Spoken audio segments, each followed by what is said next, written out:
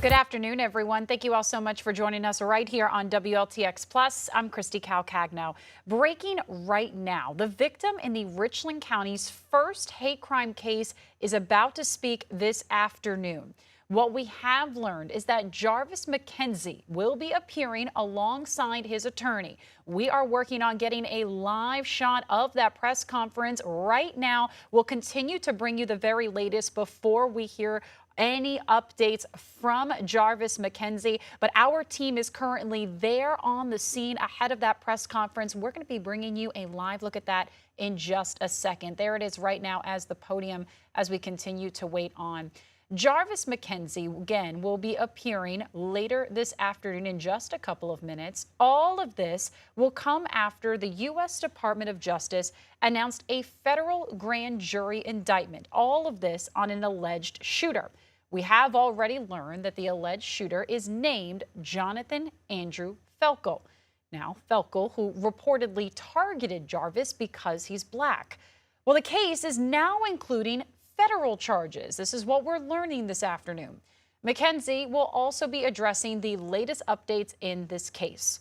So let's go ahead and break down exactly all of this and how this happened. You'll remember that Felkel is now charged with violating federal civil rights law after allegedly intimidating McKenzie because of his race while in the Spring Valley community. Right now, Felkel is accused of threatening McKenzie with a gun, firing it, as well as shouting a racial slur. Well, right now, let's go ahead and send us on over to that press conference where Jarvis McKenzie is going to be standing there over with his attorney. I have the honor of representing Jarvis McKenzie.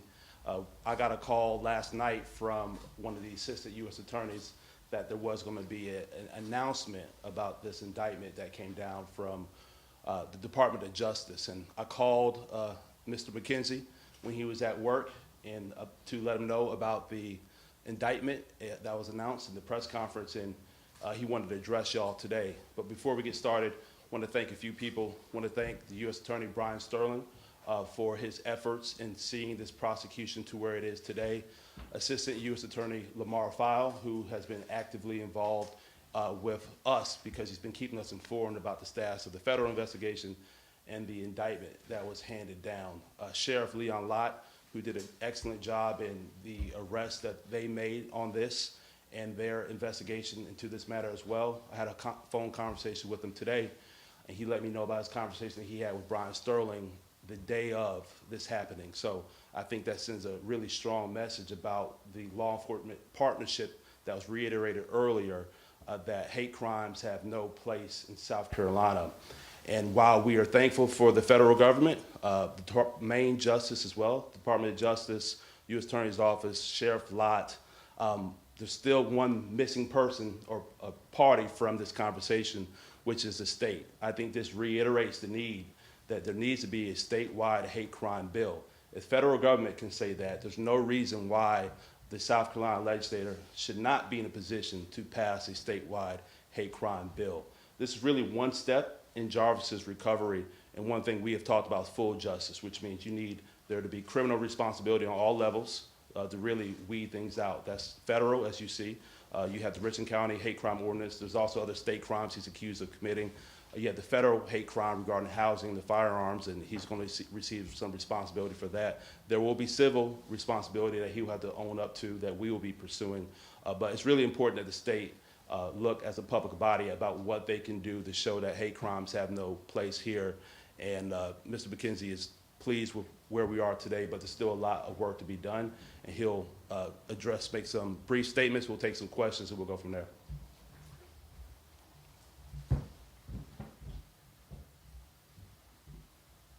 Go ahead. Are you ready? Well, moving forward, I'm glad that the government has stepping up and moving forward with this situation at hand, and maybe we can get something done, moving forward for the state. Questions that y'all have? Jarvis, Derek Rush with WIS. Sheriff Lott spoke about it earlier today, and I just couldn't let it go. He said that while this wasn't a physical damage per se to you, this is something that mentally, psychologically, emotionally could take a toll for the rest of your life. And we spoke with you not long after it happened. Has it gotten any easier to process? We're almost 6 months since everything had happened at this point. Has it gotten any easier to process some of those events? Well, it's still a challenge for me and my family, but moving forward, I'm kind of like coming along, you know, from here and there. It crossed my mind that this is what happened to me, you know. But other than that, you know, moving forward, man, it's a process still. Have there been any conversations, I know Attorney General Allen Wilson sent the letter about local and county hate crime ordinances being unconstitutional without a statewide one. So I just wonder if you guys have had any conversations with the Attorney General's office about this, or if there are other charges the state is pursuing. Well, I can answer that. There has been no conversations with the Attorney General's office about that. I do believe that local government has the ability to enact ordinances to protect their people and also kind of codify the local people's values and their policy. And you heard Brian Sterling today say that hate crimes has no place in South Carolina. You heard Sheriff Lott say the same thing. So I think the state should say the same thing as well. I think the people certainly believe it has no place. And so, no, there's been no conversations. We will welcome conversations with Alan Wilson's office, and they want to also seek to prosecute Felkel in this matter for some hate-related crimes or other crimes that maybe he's not been charged with. We'll welcome that as well. Would you be able, I'm sorry. Tell me, what was your initial reaction when you first found out the government was stepping in? I was glad that they had stepped in. You know, it was like I didn't think that was going to happen. I didn't think that was going to move forward for it. When did you guys first find out? Yesterday is when we found out. So we knew that they were looking into it for a long time now. And to be honest with you, I was surprised because the press release with this came from Maine Justice. So I think that really shows the priority that the federal government looked at this situation all the way up in DC to our U.S. Attorney's Office here. And so I think that shows how important this was. So I was surprised, you know, being from South Carolina and seeing things a lot of times. There's been some people who try to downplay this entire incident, and you see from the highest levels of government here, that was not the situation. They issued their statement from Maine Justice. Our U.S. Attorney's Office has their own press office who does issue press releases from time to time, but this coming from Washington was a shocker to me. And as Jarvis just said, he was surprised, and I think a lot of people are surprised. It was a pleasant surprise, and I think what's also surprising that there still has not been any action on the state's behalf to do something here when you see the federal government, the Department of Justice, Maine Justice, thinks something needs to be done. Mr. McKenzie, could you reiterate how you felt that day when this happened? When it happened, Yes. well, I was shocked. You know, it really had. I didn't believe it had happened till it dawned on me later on. I was like, wow, did this just happen? Especially in my neighborhood, you know. I was going to ask if you could, for those of us who maybe weren't around, can you explain to us what led up to us being here today? I was standing on the corner, waiting to go to work that morning, and the fella, he upped his gun and shot it and said what he had to say, and I ran. That's pretty much what happened. And from there, well, I'll just add for some context, that happened. Before then, you had Richland County Council, Councilwoman Tyra Little. She introduced a local hate crime ordinance. This situation happened with Jarvis, and for a while, Jarvis, he went to work the day this happened. He's getting off work now. You can tell he's hard working. He was not going to say anything about it. And after conversations, he wanted to use his experience and share that with people and hopefully make things better for others. He did that. And then now you see the U.S. Attorney's Office issue that indictment. So I think that it really shows a collective, how powerful one person's voice can be. And if Jarvis never said anything, I truthfully believe that this day would not be here today if he kept his mouth shut. Mr. Bailey, you mentioned we heard about the federal indictment earlier today. You also brought up some civil. pursuits that you guys are taking. Can you elaborate on that a little bit? Yeah, well, we have not filed anything officially as of today, but we will be filing a civil lawsuit. There's going to be full responsibility here. There's not going to just be criminal culpability civilly. There's going to be responsibility for Mr. Felkel and anybody else who aided and allowed them access to firearms knowing that he had racial animus in his heart. The federal government did a lot of due diligence before they did this indictment. They do not make indictments like this if there isn't a strong case, and I think that shows that there's a lot out there. There's still some more fact finding we have to do regarding ownership of firearms, how he had access to the firearms, and if more of other information regarding his racial animus that we see played out here. That should not be the case. You see, he lives in that neighborhood. He has a right to be in that neighborhood, and using violence and intimidation to try to scare him, feeling like he's not welcome, serves no place. And so hopefully the civil lawsuit is going to go a long way in helping Mr. McKenzie recover, but also just putting on notice to others that the federal government believes this is a problem. You see local government thinks it's a problem, and there could be civil responsibility if you use hate in a way that is wrong, which is anytime you use it. Any particular charges that you're thinking of right now? I can't say, but I'll be sure to let y'all know once it's done. I'm curious, this morning, Watt and Sterling both mentioned kind of the physical and mental toll. And, being the first person going through this with the Richland County ordinance, have there been victim services or victims advocate services where it relates to either, psychological, mental, spiritual help that have been reached out to you from different agencies involved? Well, one thing I forgot to mention, we'd like to thank the Fifth Circuit Solicitor's Office. Their victims advocate has been involved in this. I don't want to speak too much regarding any services that Mr. McKenzie is receiving now, but there have been people who have reached out. The victims advocate at the Solicitor's Office has been involved in this entire process, from the initial bond hearing to the bond hearing that we had in General Sessions a month or so ago. And so there's going to be a long road for Mr. McKenzie. This is something that's going to stick with him the rest of his life. And I'm proud of him for what he's done so far. But he's a strong man, but that doesn't mean he doesn't hurt still. It's not something that he still deals with. So I can't speak. I don't want to give too much information about the services that he's receiving or willing to receive. But they are people who are actively out there who are here to support him. Mr. McKenzie, how has your life changed since this incident, and do you find yourself living in fear at all in the neighborhood, or just living out your daily life in general? Some of the time I do, like big crowds, being around people who I don't really know. So it'll always come back to me like who is who, sometime.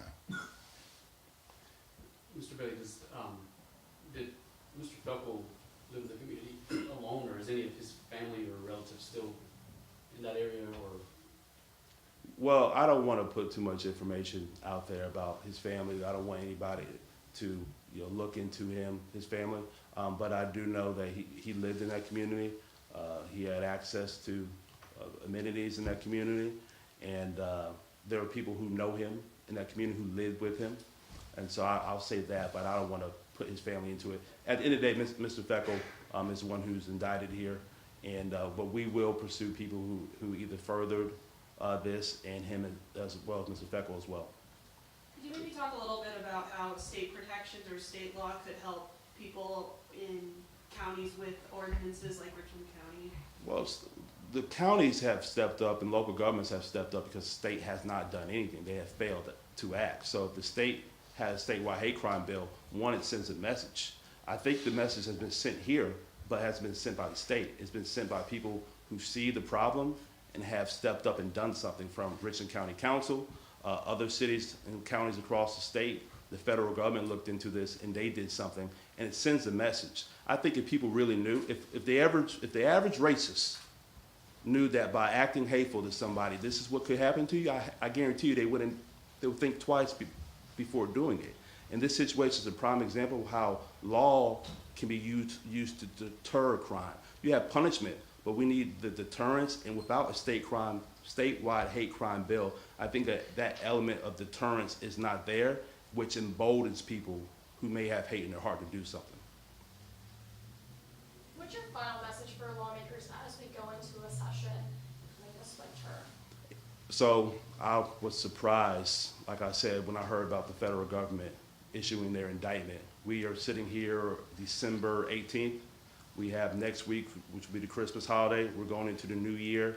And I think that any lawmakers who felt that maybe a statewide hate crime bill may not have the broad support needed, I think they're wrong in that, because you see what this executive in the federal branch has done under the current leadership of the Attorney General, who's appointed by the President and confirmed by Senate. You see that they felt this hate was enough to issue a press release from Main Justice, and I think that sends a message that where most people feel that hate has no place in our community. So I think that if they're judging the political climate, I think they should see from this there's enough out there for the Senate to get a hate crime bill passed and get it on the governor's desk for a signature. I know you guys have talked about kind of appreciating the government's response, but how has it been watching the community's response to this incident and the outrage? I don't really see too many people in my community, like, cause I be at work, you know, I be in and out when it's dark, you know what I'm saying? So I don't really too much see nobody outside of my neighbors. Well, Mr. McKenzie, he's hard working. He gets up really early, goes to work. He gets off late sometimes. He's not perusing comments looking, but I can tell you that I do a lot of that. But I'm still working too, but I look at the comments, and I think that the majority of people have shown support for Ms. McKenzie, have said that hate has no place in our community, and I think that's reflective in what we've seen from law enforcement. You do have some people out there who have said, oh, this is nothing, it wasn't that serious, but I think those are the minority. And I think for people to understand what it takes for a federal grand jury to convene, what it takes for an FBI field office to decide to investigate a case, that being given to the U.S. attorneys who then evaluate it, then convene the jury, present the case to the jury, then the jury issues an indictment. That's a real methodical process. And so I think that, to me, is reaffirming of where we are, where people are. It's referring what I think that this our U.S. Attorney's Office has done under the leadership of Brian Sterling. And I'm pleased with what I've seen from community response. And so there's just one other body that has not responded positively yet, which is the state. And I hope that lawmakers will do something this upcoming legislative session. But I am pleased with the community's response so far. And they outweigh those who have hate. Any other questions? Mr. McKenzie, if you could speak directly to lawmakers about enacting a hate crime law, would you have anything to say to them, like, about its importance? Or? Yeah, I think it's really important, you know, for the communities. Like Mr. Bailey said, there should be no hate in the community, you know. So I thank the government for moving forward. Like he said, hopefully the state will adapt to it as well. All right. Thank you.